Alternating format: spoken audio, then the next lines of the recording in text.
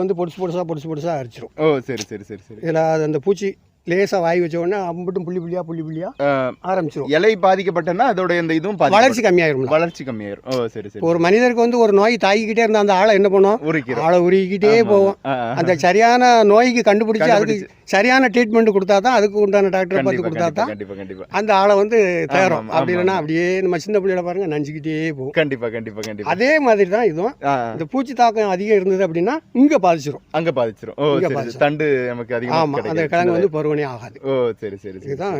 ஓ சரி. இதெல்லாம் நீங்கள் ஏற்றுமதிலாம் எப்படி பண்ணுறீங்க? நீங்களே போய் மார்க்கெட்டில் போட்டுருக்கீங்க? இல்லை, நாங்களே போய் மார்க்கெட்டில் கொடுத்துருவோம். ஓ சரி சரி சரி. எனக்கு வந்து சுந்தரபாண்டியபுரம் தென்காசி மாவட்டம். சரி சரி சரி. பக்கத்தில் வந்து சுரண்டை. ஓ சுரண்டை நகராட்சி, எங்கள் ஊர் பேரூராட்சி. சரி சரி சரி. இங்கே பக்கத்தில் 4 கிலோமீட்டர் தான். எங்களுக்கு விவசாய பொருள் எல்லாமே சுரண்டையில் கொண்டு மார்க்கெட்டில் போட்டுருவோம். கமிஷன் கடை இருக்குது. அதுலேருந்து சில்லறை கடைகள் வியாபாரிகள் வந்து அவங்களுக்கு தேவையானது 5 கிலோ 10 கிலோ அந்த மாதிரி அவங்க வாங்கிட்டு போய்